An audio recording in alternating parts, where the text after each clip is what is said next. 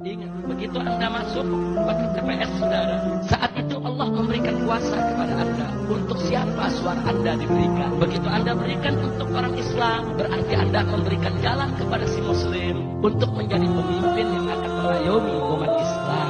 Berarti Anda memudahkan urusan umat Islam. Maka Anda termasuk dalam doa Nabi, farfuq bihi ya Rabb, lakukan dia dengan baik. Tapi manakala Anda masuk ke dalam TPS, kemudian na'udzubillah min dzalik, Anda pilih orang kafir, berarti Anda telah menyerahkan urusan umat Islam ke tangan orang kafir. Yang Allah tidak pernah izinkan itu, saudara.